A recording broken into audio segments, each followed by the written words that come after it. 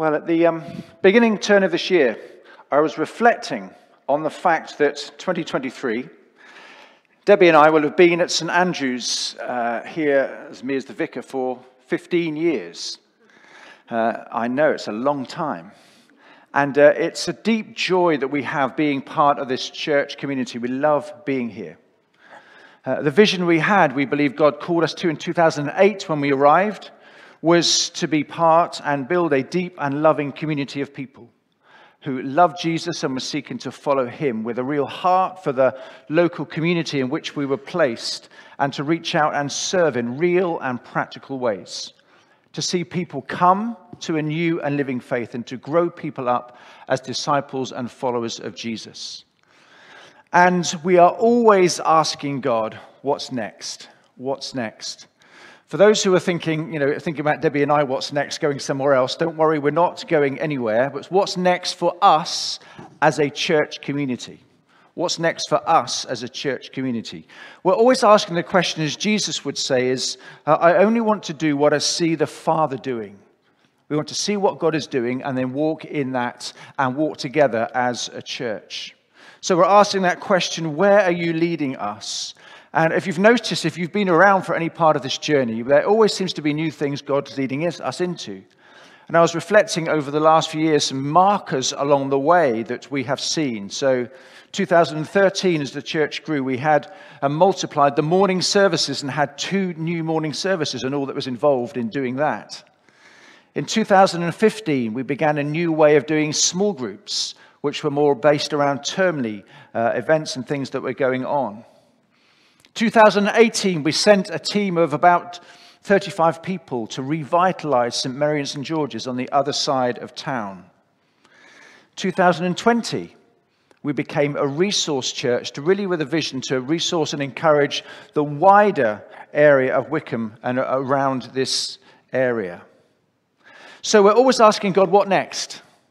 And so as we look at this cultural moment of where we are in the Western world, in the UK and in Wickham, what is going on around us? And if you've seen the census, I don't think you can miss the fact that over the years, the church has been declining. A good, accurate number, I always think, is the average weekly attendance, which is the blue squares. It's been slowly going down from 1,200,000, this is UK figures, slowly down, and to below was about 700,000. And then, obviously, during COVID, it went right down. And then it's not bounced up yet in 2021. That's the latest figures. That's about 600,000. It's gone up slightly.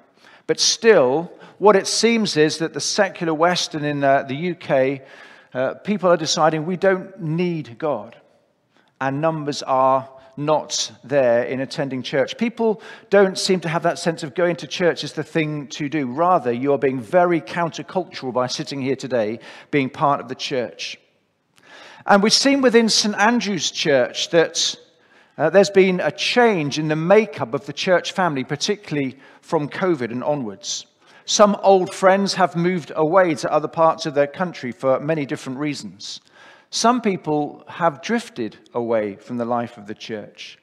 But also we have seen new people join the church as well. You may be those. But since COVID, like many churches on that screen we saw, most churches have shrunk back from where they were. And we've seen some of that here at St Andrews. We need to be honest and recognize that. And whenever I see things like that and look at the church, I always used to think that my role was to build the church, to grow the numbers, to see the bums on seats and all that sort of stuff. I say used to think because I've seen far more clearly what the Bible actually says and what Jesus said when he said, I will build my church. That's Jesus' job. So does that mean that we just kind of sit there and allow Jesus to do all the work and we don't have any part of it? It's all on one side of the equation. Well, Jesus, when he was speaking to his church, he said, actually, I've got stuff for you to do. And he called it his commission to go and make disciples of all peoples, baptizing them in the name of the Father, Son, and the Holy Spirit. And last week, if you were here, we heard from a guy called Nick Harding speaking about that wonderful vision that God has for his church, us being the bride of Christ, where we are making missional disciples. That is what God has called us to. And rather than the decline that we see now in the Western world particularly, Nick was pointing to the church of the first 300 years, and you'll see this graph here was quite different. There was exponential growth from when Jesus had 120 people, and then in 300 years, it was 20 million people around that part of the world, the Roman Empire. And what Nick was saying to us last week was what we need to do is to start with the end in mind. And that end is that Jesus will return for his bride, the church. And our vision is being part of that bride of Christ in the worldwide church. And it's a wonderful adventure that God calls us to. It should be full of joy with God's people as we journey along on that adventure. So with that in mind, what I want us to look at today is sharing a vision that we've begun to talk about over the last few weeks that we believe God is calling us into, to help us to be the bride of Christ. And it is around making missional disciples through loving communities with a clear missional focus. So what I want to talk about today is about making disciples who make disciples. Making disciples who make disciples. If you've got a Bible, do turn with me to the passage we had read, John chapter 15. And we're going to open up and see what Jesus says to his disciples before he leaves them. But let's just pause and pray and invite God's presence as we open his word. Father, thank you for your word, which is as relevant to us now as it was 2,000 years ago. You know us and our hearts. You know the culture in which we are in. And you give us principles to live by. And I pray that as we open up your word today, as we read what you said to your disciples before you left them, that we may take hold of those things, hear what you say to us, and put them into practice. So I welcome your Spirit now to speak through what I say, that we might be encouraged in Jesus' name. Amen. Well, with your Bibles in John chapter 15, verse 5 to 16 is particularly the part I'm looking at. That whole chapter of John chapter 15 is when Jesus has been with the disciples for those 3 years. And this is coming towards the end of that time. He said, I've been walking with you in community on a day-by-day basis. You've seen what I do. I've sent you out as 12 and as the 72. And now I'm going to leave you. This is just before he is killed through the crucifixion and then rose again through his resurrection and then leaves them. And these are the words he says. They're really important words. And he says, I am the vine, you are the branches. And as you go through that passage, it's the most wonderful passage if you ever want to look at a definition of what it means to be a disciple, a follower of Jesus. And this is how I've put it on this screen here, your little a diagram of what I would call the holistic part of being a follower of Jesus, which has the up dimension in relationship with God, the in relationship with one another, and then out into the world. So Jesus says, firstly, he says, remain in me, and I will remain in you. That's that relationship with the Father. And then he says, love one another as I have loved you. That's that relationship with those around us, following Jesus' commands and loving one another deeply. And then at the end of this chapter, he says, go and testify to others about me. He says, speak plainly about me, which means to testify. And you yourselves will also speak plainly about me, for you have been with me from the first. That's going out. And again throughout that chapter, Jesus says, if you do these things, you will see this one thing. And if you see what that one thing is again and again, at least 8 times in that chapter, one word, he says, you will see fruit. You will see fruit. If you are walking with me as I am in the vine, so you are in the vine. What will you see? You will see fruit. Verse 8, he says, this is to my Father's glory, that you bear much fruit, showing yourselves to be my disciples. So when Jesus mentions this a lot, we need to take account of what it actually is and reflect on our own lives. And I've been doing this, looking at my own life and the life here at St. Andrews, to see where is the fruit that Jesus calls us to see growing in our lives and in the church. And as I look, I have a sense of holy discontent. You heard that phrase, holy discontent, which is not quite happy with what I see from God's perspective in my own life and as part of the church we are here at St. Andrews. So, for instance, as I reflect on things, on the fruit I'd like to see, as I look at our Alpha course, which is just starting, we've not had so many on our Alpha courses for a number of years. Whether it's because we're not inviting people or people are not interested, but we've got less people on our Alpha courses. We've got some people who are on there, and it's great that they're exploring faith, but the numbers are less. Overall, we're not seeing so many people coming to a new and living faith in Jesus Christ. Yes, we see some, and I'm excited when we see them, but there's not as many as we would like to see. I'm not having as many spiritual conversations with others around me that I would like to have. And which means I'm not personally leading to someone to a new relationship with Christ as much as I have done in the past. That fruit isn't there. And as I recognize that the depth of community that we long to have is not always as strong as I would like it. And as we've been reflecting on this new way of doing small groups, new way, it's about the last 8 years, it's term bound. And for most people, it means that you're changing the group that you're in each term. So it's harder to build a deeper sense of community. And last week, as we were talking about what this vision might be of building a really deep sense of community, somebody afterwards was saying that they haven't experienced this depth of community for a number of years, but look back to when we used to do a different way of community, small groups, where we had them over a longer term. He said, that to me was when I remember a depth of community. And so there are great things about the way we do small groups now, but one of the weaknesses is we don't have that chance to build deep and lasting community. So that's one of the things that we want to address. Now, if you're honest with me, you might tick many of the boxes that I've ticked about where you might be as a disciple of Jesus and around fruit.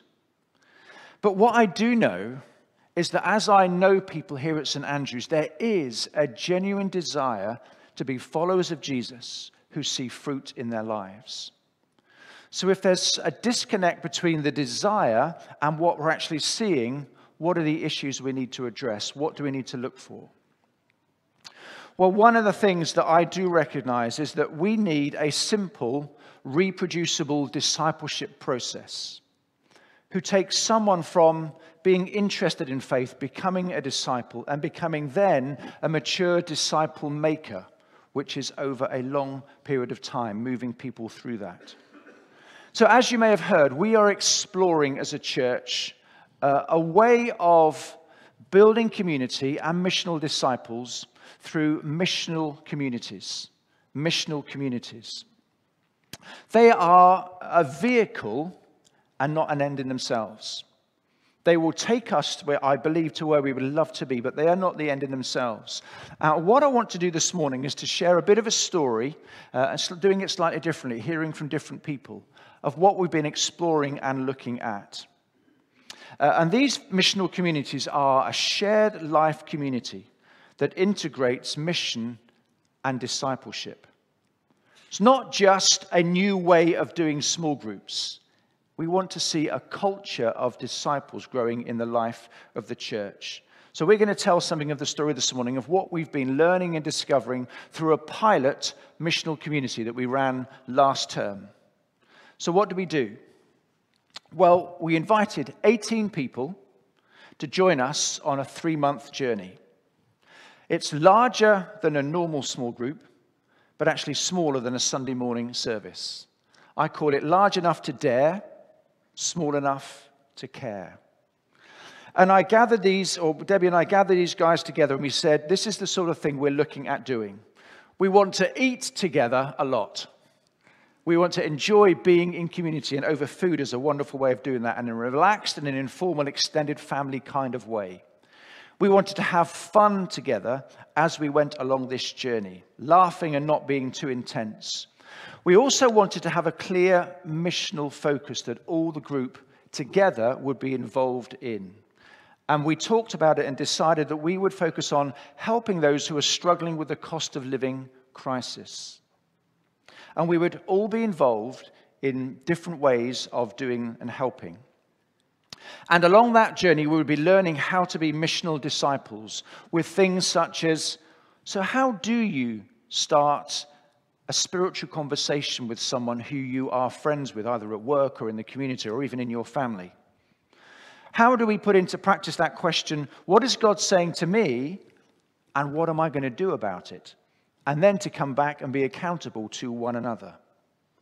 We were learning, how do we find people of peace as Jesus calls us to do? And all of that around a rhythm on a monthly basis, which has all of those three things that Jesus said about being up in relationship with God, in with one another, deeply in community, and then out in mission. All of those three things happening. So, for instance, we had to change the normal rhythm of meeting together in homes every week. We did that twice a month, where we had food and prayer and worship and Bible study together in a home. Once a month, we would then gather socially. That was the aim, to meet socially in smaller or larger groups, organically and in organized ways.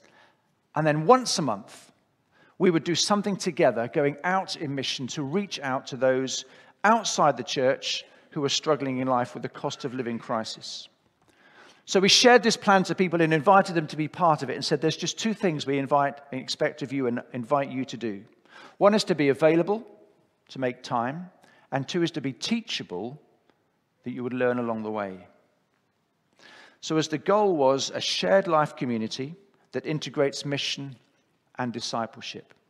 So I'm going to invite three people up who've been part of this pilot with us to tell us a bit about their journey around what it means to be in community, what it means to learn through discipleship, and what it's been like being on mission together.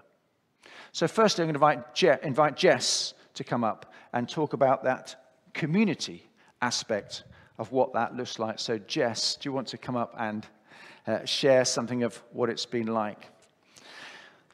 So firstly, Jess, what does it look like that we've been doing in terms of the community aspect of a missional community? Mm-hmm. Well, what you mentioned, we ate a lot together. So every time we met, we made time at the beginning to either have a meal or dessert. And then we did attempt the once a month kind of impromptu social. And that was harder just because of people's schedules. But we tried. I think we had one game night. And yeah, most of it took place on the nights when we met. And what did you learn through that time of doing things slightly differently than you've done before? Yeah, I think it reminded me more of things than I learned new things, I guess. I mean, I learned things about the people, but just a reminder, and this will touch on the other two things, but how your community goes a bit deeper when you're connected by a mission, like something more than just a common denominator in life, like some of the other groups have been, which have been great, but it just takes you a step deeper when you have something beyond just meeting together, learning something together, when you have a goal or, I don't know, are planning something together and have that mission together. It helps your relationships go a bit deeper. And also the accountability of, like, when we would study scripture together and then say, okay, what is God telling you? Then the next week we'd come back and say, how did you do that? Or what did that look like? And so that consistent accountability was a good reminder, too, of the importance of community in that. And do you feel as over those 3 months you've got to know people in a deeper way over those 3 months or nearly 4 months that we've been doing that now? Yeah, I think so, because of the consistency of having the time at the beginning to chat with people, follow up on things you talked about weeks earlier, and then also the Bible study time was also to share more about what was going on. We didn't all 18 do that. We would split up into 2 smaller groups, and so you got to know people better that way and pray for one another and, yeah, go a bit deeper than just the meal, the eating time. Brilliant. So, enjoyable for you? Yeah. It's fantastic. Great. Thank you very much. You have to say that, don't you? Do I have to, yeah. Can I say anything? Yeah, thank you ever so much, Jess. Thank you. Holly, do you want to come up? You're going to say, and Johnny, actually, Johnny and Holly, because I think it's Johnny first and then Holly, in the order of things. Yeah, you can sit there if you like, and then Johnny can come up and share. Johnny's going to share. So we've had about the community we wanted to build deeper, but then we wanted to make missional disciples. How do we go about making missional disciples, Johnny? What do you think was distinctive about that? I don't know, it's a catchphrase, isn't it? So the discipleship aspect of it, we talk about missional communities, and there's a danger that just feels like it's only about the mission, and it was about the mission, but there was a really strong discipleship aspect to it as well, which was that we would worship together every time now, because there was sort of 12 to 18 people there. I don't know how you feel about like when you do that worship thing in small groups. I really hate it. Just if anyone next time you see me, because it's like 4 of you and you can hear each other, you hear yourself too much. But actually, it's interesting because, as you say, it's a slightly bigger group, and it is just enough to actually worship and feel like you're kind of in a crowd worshiping. And for those of us who aren't, stage singers, that felt kind of more comfortable. So that was good. So we would just do a little bit of worship together, and then we would do these Bible studies. So we would separate out and do Bible studies. We did a few different things, and I guess probably part of when we talked about how well it worked, because it was a pilot, and part of that I think was spotting that there isn't an exact thing you have to do. You do whatever kind of study or thing that your group is in the right place to do at that time. But there were a few kind of themes running through it. So we did use some of that time to actually look at how we could be missional. So Mike did some teaching on around sort of how do you share your story, and as Jess said, we would do that kind of thing at the end of. If we were looking at a passage, we'd look at a passage. At the end of it, you'd say, okay, what's God saying to me through this? But what am I going to do?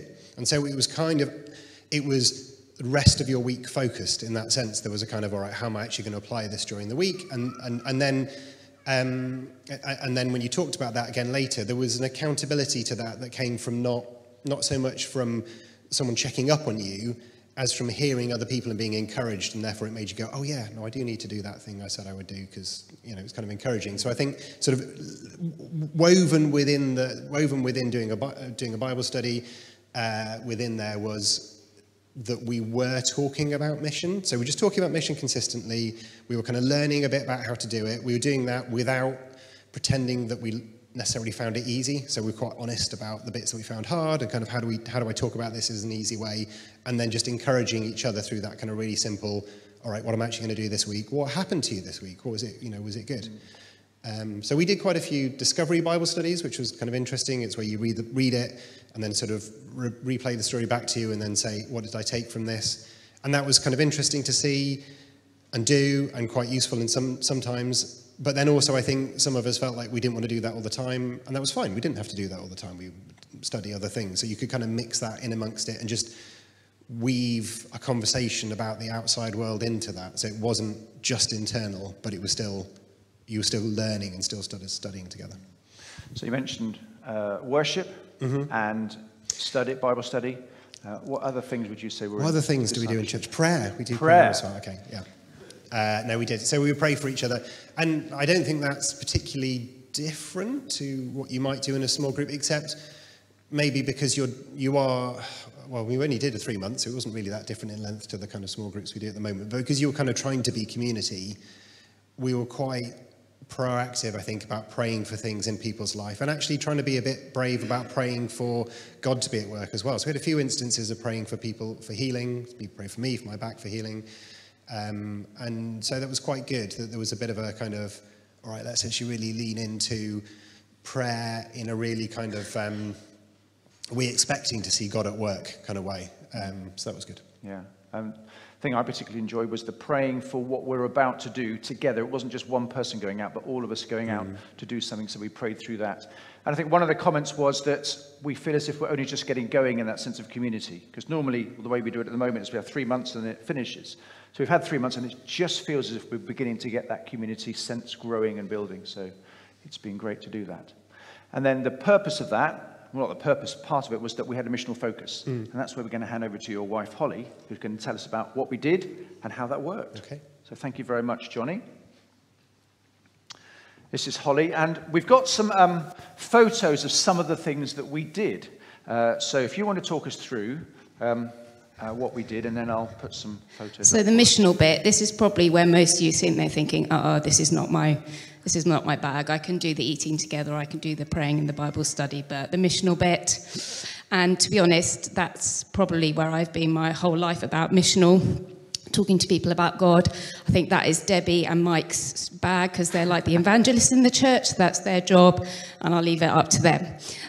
But what I think missionally, I think actually, and this was touched on, it's actually, I think I've had a kind of cultural shift in my head about how to talk to people about God. And I think the key things to remember are, you don't have to try and convert your really hard atheist friend, because that's probably really difficult. But actually you're looking out for, and we've mentioned before, people of peace. So who are the people that you know may be a bit on the fringe, that maybe have talked a bit about stuff before? So I had a friend that helped out at Lighthouse, and she came along to one of the devotional bits, and she said after that, she was like, I really loved that worship, really loved that time to spend with God. And I thought, okay, and just sort of sat there. And then we've had our missional communities thing, and it's a bit about who are these people of peace. And I was thinking, I wonder if that friend's like a people of peace. And so then we have, I guess, these events, but I think event sounds too organized, too structured, too kind of put on. So maybe a gathering is probably less intimidating. So we have these gatherings where you turn up, mainly jacket potatoes with a topping, and it's really difficult to explain missional communities, I think, until you're actually in it. But as you can see, there's a lot of sitting around chatting. You're in it together, so it doesn't feel like I've got to convert this one friend that I've got. We're in it together, community, inviting people into that love that we all have for each other, so that people can experience that love and community for themselves.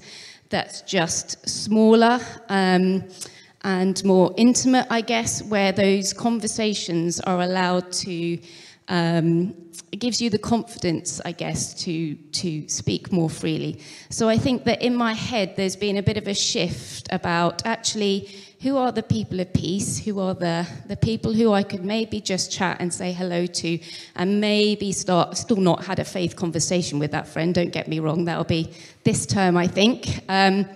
But actually, we invited them along to the Christmas gathering that we had.